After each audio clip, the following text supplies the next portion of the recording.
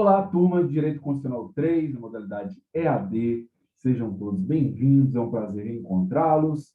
Bom dia, boa tarde, boa noite, boa madrugada, seja lá qual for o momento que você está me assistindo. Vamos dar continuidade àquele assunto que iniciamos no último vídeo, a respeito do processo legislativo, ou seja, o processo de elaboração das leis, lato sensu, né, de todas as normas. E aí a gente está incluindo diversas modalidades, aquelas previstas lá no artigo 59 da Constituição. No nosso último encontro, a gente trabalhou com o processo legislativo ordinário, aquele utilizado para elaborar leis ordinárias. A gente discutiu ali quais são as etapas do processo legislativo ordinário. Para hoje, a gente vai tratar de dois tipos de processo legislativo. O processo legislativo sumário e também iniciaremos o processo legislativo especial, trabalhando com uma modalidade específica desse processo. Vou compartilhar com vocês o material aqui na tela. Esse material já está à disposição na plataforma AVA, lá no nosso sistema EAD. Então, quem quiser baixá-lo, fique à vontade para poder acompanhar a aula da melhor maneira possível. Deixa eu colocar a tela aqui para vocês, para a gente dar início, então, ao nosso conteúdo de hoje. Pronto, está aí na tela o processo legislativo, parte 2, procedimento legislativo sumário e o procedimento legislativo especial das leis delegadas. Moçada, quando a gente fala em algo sumário, vem logo à mente a ideia de algo apressado, de algo com prazo, de algo acelerado, não é isso? Ser sumário significa ser algo urgente. E é justamente essa ideia que motiva o processo legislativo sumário. Basicamente, o processo legislativo sumário é aquilo que vimos no nosso último encontro, no último vídeo, sobre o processo legislativo ordinário, com o acréscimo de um detalhe. Passa-se a considerar um tempo, um prazo a ser cumprido, sob pena desse processo legislativo gerar consequências que iremos entender daqui a pouco. De toda forma, o mais importante a ser compreendido no processo legislativo sumário é que não há grandes novidades no que se refere às etapas a serem seguidas daquelas que conhecemos no processo legislativo ordinário. Mas há, diante de uma urgência imposta à matéria, a necessidade de que esse processo legislativo se desenvolva dentro de um limite temporal estabelecido na Constituição. Portanto, o regime de urgência, e o nome que é dado a esse processo legislativo sumário, ele tem como premissa o fato de que foi indicado que aquela matéria, objeto do projeto de lei, teve uma tramitação acelerada em razão de questões específicas da matéria que a tornam urgente, que a tornam necessárias de serem apreciadas com tempo mais sério, passando na frente, inclusive, de outras coisas mais antigas que eventualmente estejam ali no parlamento aguardando sua vez. O processo legislativo sumário, portanto, é aquele em que o chefe do executivo, e atenção, anotem isso, grifem isso, o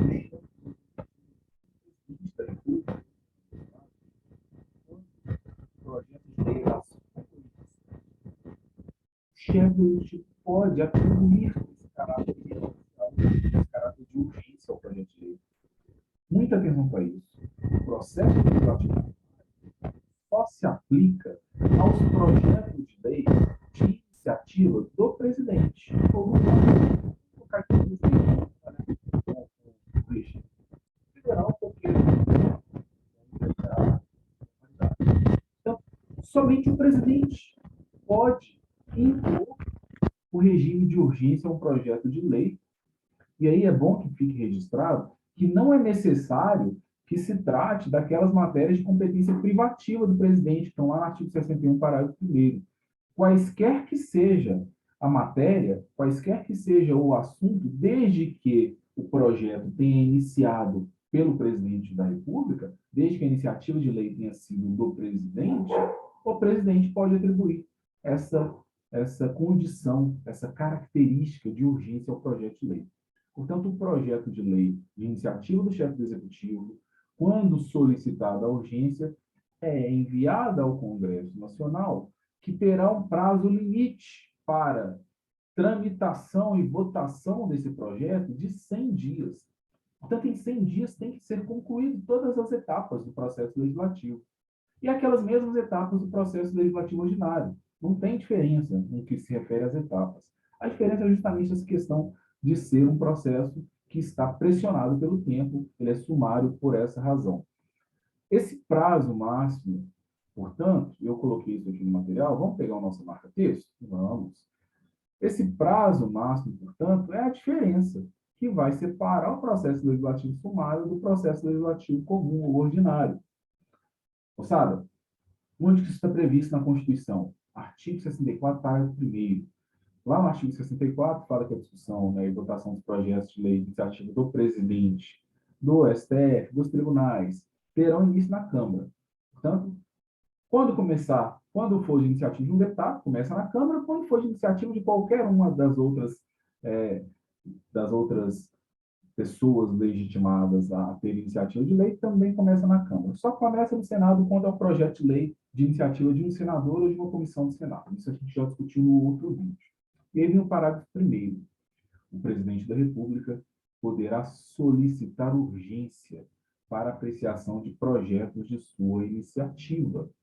Projetos de sua iniciativa, portanto, tão somente aqueles de iniciativa do presidente da República.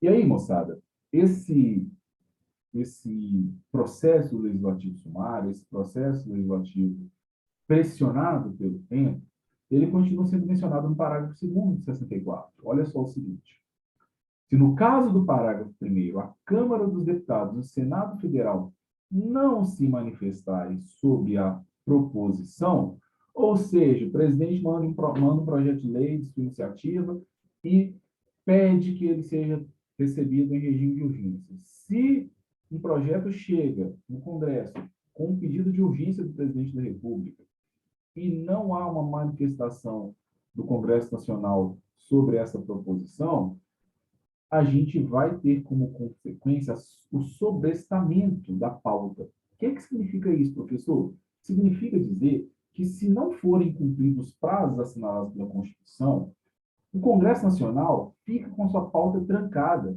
tornando-se impedido de proceder com exames, com votações, com apreciações de outras matérias, enquanto aquela matéria em regime de urgência não for devidamente apreciada. E quais são esses prazos, gente?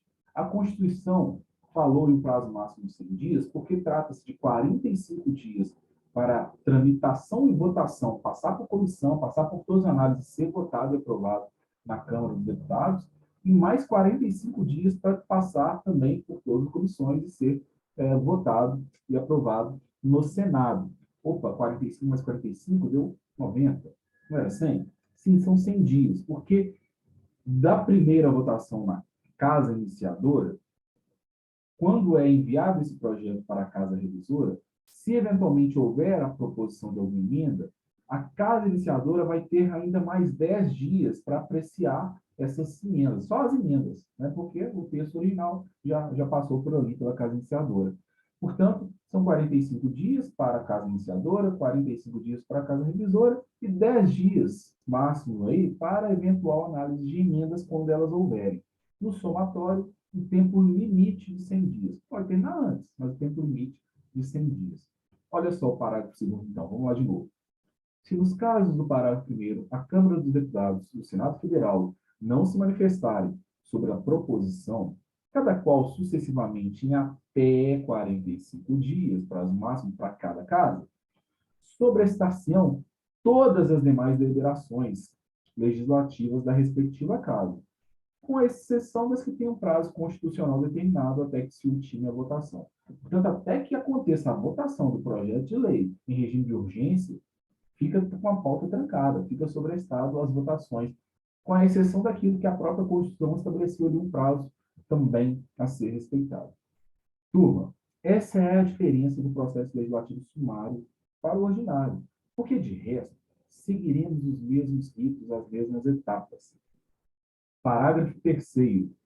A apreciação das emendas do Senado Federal pela Câmara dos Deputados passear no prazo de 10 dias, somando-se, portanto, aos dois prazos de 45 dias, observando quanto o mais o disposto no parágrafo anterior. E, parágrafo 4º, os prazos do parágrafo 2º não correm nos períodos de recesso do Congresso Nacional, nem se aplicam aos projetos de código. Portanto, não é possível falarmos em processo legislativo sumário para a edição de código e também não haverá a contagem do prazo desse projeto sumário em períodos de recesso do Congresso Nacional, porque aí não faz sentido, se os sujeitos não estão sequer em pleno exercício, né, na sessão legislativa, não faz sentido atribuir um prazo de urgência. Moçada, principais pontos que eu destaco para vocês aqui do processo legislativo sumário. Primeira coisa, processo legislativo sumário serve para quê? Isso, para produzir lei ordinária. Assim como o processo ordinário, o sumário também serve para a produção de leis ordinárias. Lembra que eu falei que era a mesma coisa? Só mudava a urgência, só mudava a questão do prazo? Portanto, se só muda isso, o processo sumário também produz leis ordinárias. Outro destaque, é muito semelhante ao processo ordinário, diferenciando somente pela existência de prazo para que o Congresso Nacional aprecie determinada matéria. Já falamos disso aqui também. E o objetivo? O objetivo do processo legislativo sumário é que a apreciação de projetos de lei considerados urgentes não exceda o prazo máximo de 100 dias.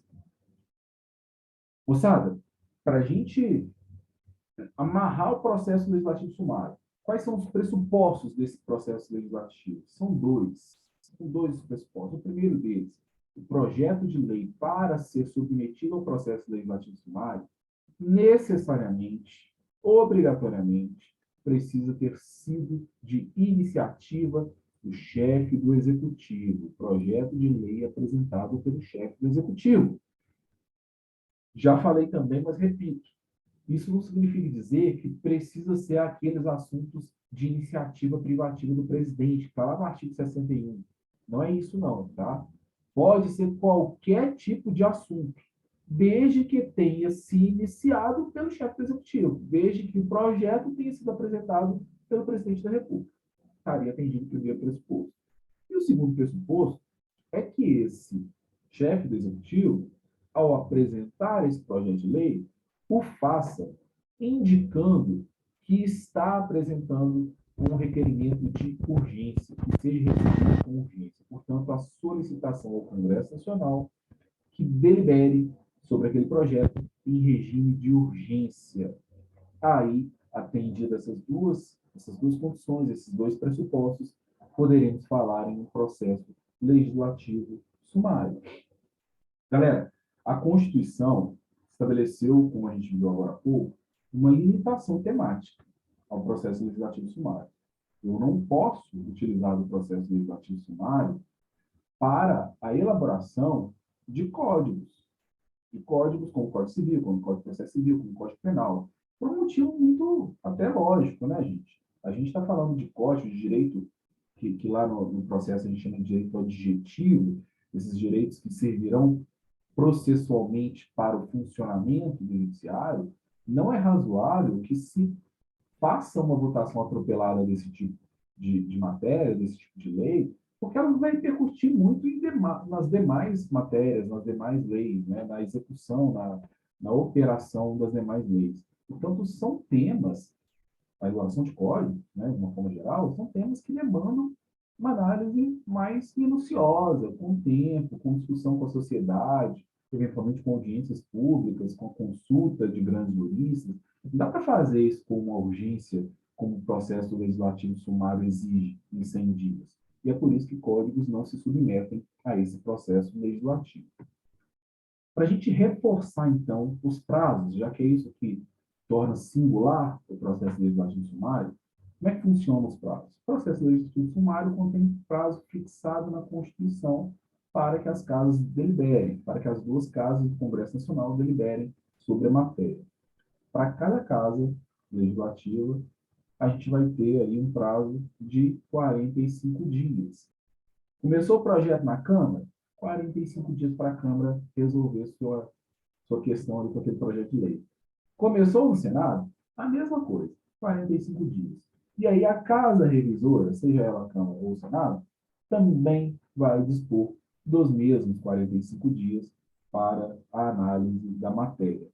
E relembrando, há um prazo aí de 10 dias apenas para que a casa que iniciou o projeto de lei, a tramitação, possa deliberar sobre eventuais emendas que a casa revisora tenha estabelecido, somando aí 100 dias no máximo para que a gente possa concluir. Ou seja, o processo legislativo, quando solicitado urgência pelo presidente da República, deve findar-se no prazo máximo de 100 dias. Moçada, tranquilo demais o processo sumário, não é isso? Falamos, então, do primeiro tipo, primeira espécie de processo legislativo, no último vídeo, o processo legislativo ordinário.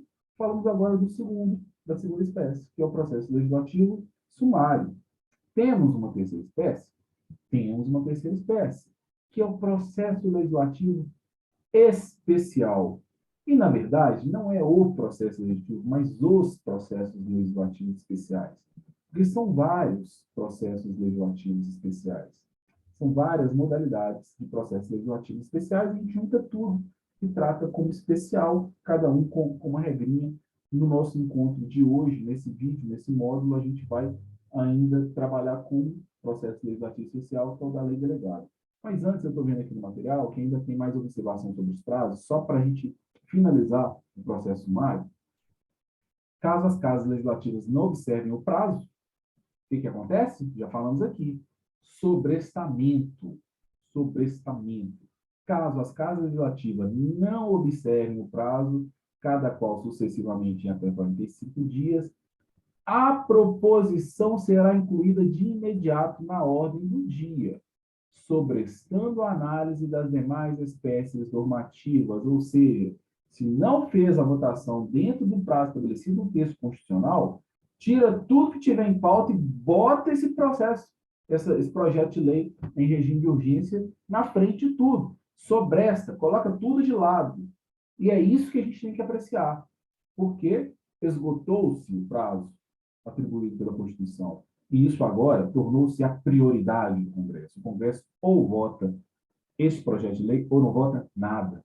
Portanto, é uma pressão mesmo no Congresso Nacional para que ele cumpra esse prazo, para que ele consiga realizar o processo legislativo sumário dentro do prazo estabelecido pela Constituição.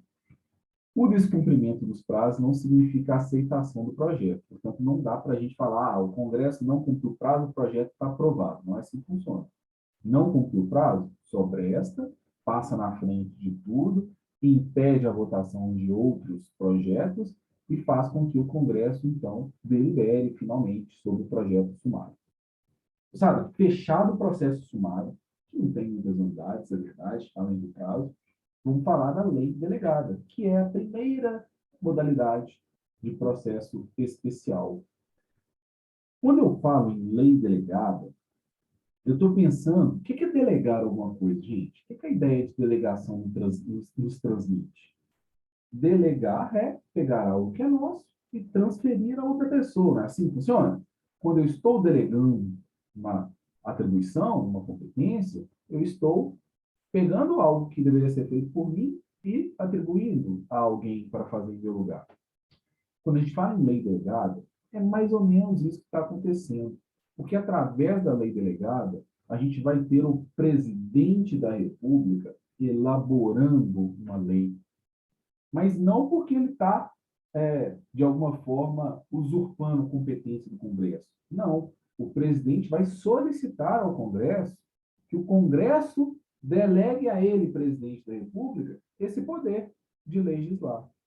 Portanto, as leis delegadas são elaboradas pelo presidente da República e vai solicitar ao ente competente a delegação, ou seja, vai solicitar ao Congresso Nacional a delegação para que o presidente, então, possa editar a lei que ele pretende.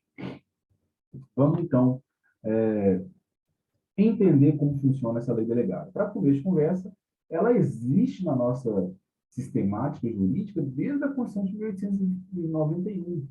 Lá era uma forma implícita, hoje de uma forma mais clara, mas ela foi reintroduzida no nosso ordenamento com uma característica mais explícita na Constituição de 46, e aí a gente tem este mesmo processo legislativo, essa mesma modalidade de lei aparecendo na nossa atual Constituição. É uma competência do presidente da República, é um ato normativo do tipo primário. Coloquei aqui, ó, a emenda constitucional número 4 de 61, em destaque. Deixa eu mudar minha posição aqui para que vocês consigam me ver sem tampar o texto. Pronto. Olha só a emenda número 4 de 61. Poder-se-á complementar a organização do sistema parlamentar de governo ao instituído mediante leis votadas nas duas casas do Congresso Nacional pela maioria absoluta dos seus membros. Parágrafo único. A legislação delegada poderá ser admitida por lei votada na forma deste artigo. Portanto, a emenda número 4 de 61 também cuidou de trazer para a ordem constitucional a lei delegada. A atual Constituição trouxe também a lei delegada? Trouxe, artigo 68 da Constituição de 88, vai consagrar no nosso atual ordenamento, na nossa atual sistemática constitucional, a existência da lei delegada, que pode se dividir em duas espécies, lei delegada típica, lei delegada atípica. Como é que funciona isso, gente? O que é uma lei delegada? O que é uma delegação típica? Vamos pensar na delegação típica. Quando eu peço alguém para fazer algo em meu nome, vai lá e faz isso para mim. Estou delegando ao sujeito a atribuição. Por exemplo, compra o ingresso para o jogo do Galo para mim, pedi um amigo lá para comprar, tá indo para a fila, naquelas épocas, né, que a gente comprava, ia para a fila comprar ingresso, né? Hoje em dia a gente compra tudo pela internet. Mas quando se ia para a fila, imagina que eu viro com um amigo meu, que está com mais tempo do que eu, ó, vai lá para a fila e compra o ingresso para mim. O que eu fiz ao fazer essa solicitação? Eu deleguei a ele a atribuição de comprar o meu ingresso. Ele vai lá e vai comprar o meu ingresso e vai me trazer o ingresso. Isso é uma delegação típica. A delegação atípica seria na seguinte situação, nessa mesma história, eu peço a um amigo que vá para a fila comprar o ingresso para mim. Só que quando eu chegar a vez de comprar, ele vai ter que me ligar e vai ter que me perguntar qual setor, qual cadeira que eu quero, qual portão que eu quero no ingresso, ou qual valor que eu estou disposto a pagar. E aí, diante dessa consulta, ele vai falar, olha, vem aqui, portão, se fosse um antigo Mineirão, né, 912. Agora, no atual Mineirão, temos aqui, portão B, roxo inferior. Quer? Quero. Eu deleguei, mas essa delegação demandou uma análise minha. Quem detinha o poder teve que confirmar, corroborar. Isso é uma delegação atípica. Na delegação típica, eu transfiro a competência e acredito que vai dar certo, porque eu deixo que aquele sujeito que recebe a delegação tome todos os procedimentos necessários para a conclusão do ato. Na atípica, eu mantenho uma margem de controle. Portanto, na delegação atípica, o presidente da República poderá promulgar e determinar o projeto de lei sem que seja necessário retorno para aprovação do Congresso. O Congresso precisa aprovar. É o cara que compra o ingresso para mim lá e eu não tenho que falar nada. Ele vai chegar e vai me entregar o ingresso. No caso da lei delegada, o presidente da República pede ao Congresso Nacional: Congresso, eu estou querendo editar uma lei sobre regulação de transporte coletivo federal, nas estradas federais. Posso? O Congresso Nacional fala: presidente da República, tudo bem, vou te autorizar. O presidente da República, nesse caso, numa delegação típica, vai elaborar o projeto de lei, vai promulgar esse projeto de lei, vai sancionar, vai entrar em vigor de cara, sem precisar que esse projeto de lei que o presidente criou seja submetido ao crivo do Congresso Nacional. Quando eu falar numa delegação atípica, o presidente vai pedir ao Congresso Nacional autorização para editar uma lei, o presidente vai elaborar a lei. Aqui eu não estou falando do projeto, não, estou falando de fazer a lei mesmo, a lei prontinha.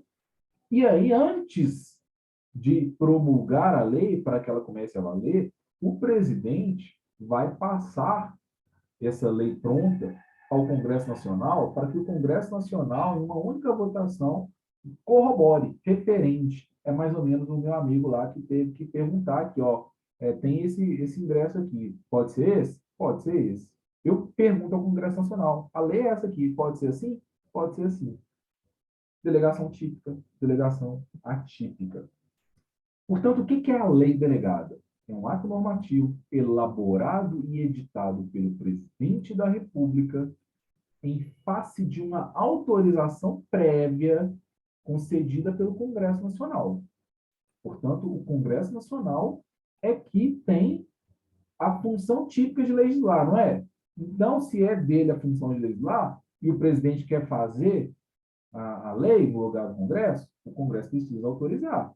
E qual é o instrumento utilizado pelo Congresso para autorizar uma elaboração de uma lei delegada? Qual é o documento emitido pelo Congresso Nacional para que uma lei possa ser criada, executada pelo presidente da República?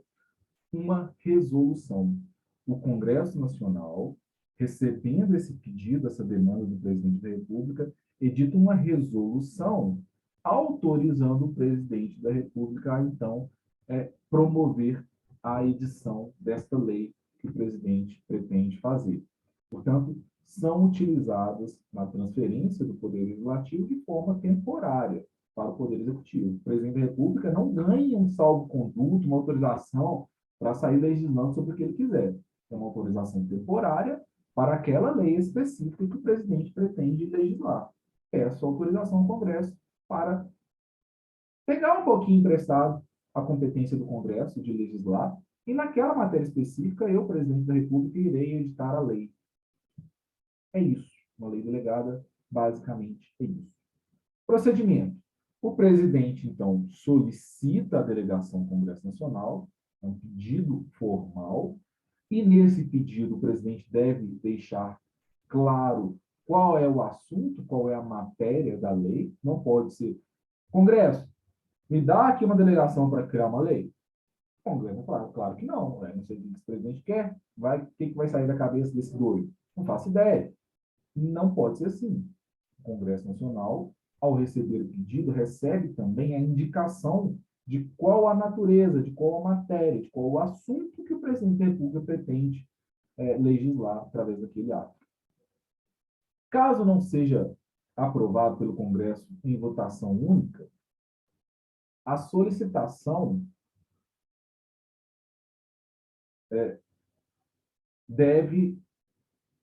caso seja aprovado pelo Congresso Nacional, uma votação única, a solicitação do presidente deve gerar, de novo, um instrumento chamado resolução.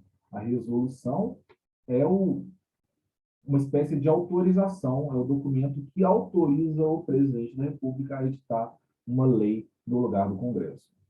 Por fim, o presidente da República, ele que elaborou a lei, criou o texto, as cláusulas, os artigos, os incisos, todos os pontos da lei, o presidente da República redigiu aquela lei e ele mesmo vai promulgar e publicar a lei, quando se tratar de uma delegação típica. Quando for atípica, ele ainda precisa submeter ao Congresso. Eu coloquei aqui, gente, alguns limites materiais à edição de leis delegadas. O que significa isso? Significa dizer que nem todos os assuntos podem ser objeto de delegação. Nem todo assunto o presidente pode pedir a delegação e o Congresso atribuir ao presidente. Alguns assuntos, algumas matérias, não podem ser atribuídas via delegação. Para começar, competência exclusiva do Congresso Nacional. Se a Constituição falou que a competência é exclusiva do Congresso Nacional, significa dizer que tem que ser o Congresso Nacional que tem que editar leis sobre aquelas matérias. Elas estão previstas no artigo 49 da Constituição. Aquele conteúdo, aqueles assuntos do artigo 49, não podem ser legislados por outras pessoas, senão o próprio Congresso Nacional, competência exclusiva. Além disso, as matérias de competências privativas da Câmara ou do Senado, que estão previstas no artigo 51 e 52, respectivamente, da Constituição, limitam a possibilidade de delegação. Não posso delegar ao presidente matérias de competência privativa da Câmara ou do Senado. Também não posso delegar para o presidente da República a edição de matérias que estão sujeitas à lei complementar, que devem ser legisladas via lei complementar. Porque a lei delegada, ela vai editar leis ordinárias. E, finalmente, não é possível falar em lei delegada que trate sobre a organização do Poder Judiciário, do Ministério Público, que trate de nacionalidade, de cidadania, de direitos individuais, políticos, eleitorais, são direitos humanos, né, de uma forma geral. Também não é possível dar ao presidente da República o poder de editar leis via lei delegada, de planos plurianuais, diretrizes orçamentárias e orçamento, que aí ficaria o melhor dos mundos do presidente, né? Porque ele editaria a lei e ele executaria o orçamento. Então, o presidente poderia manipular o orçamento ao seu bel prazer. A lei orçamentária, ela é proposta pelo presidente, mas ela precisa ser aprovada pelo Congresso. Não é possível fazer via lei delegada. Galera, com isso, a gente vai concluir esta segunda parte da nossa conversa sobre leis, processo legislativo. Falamos na parte 1 do processo legislativo ordinário, agora a gente falou do sumário e do processo legislativo especial das leis delegadas. Para o nosso próximo encontro, a gente vai ainda trabalhar com o processo legislativo de emendas à Constituição e de medidas provisórias. Eu aguardo vocês no próximo vídeo. Um grande abraço e sigo à disposição de vocês pela nossa plataforma EAD e por todos os canais de comunicação que dispomos. Grande abraço e até a próxima.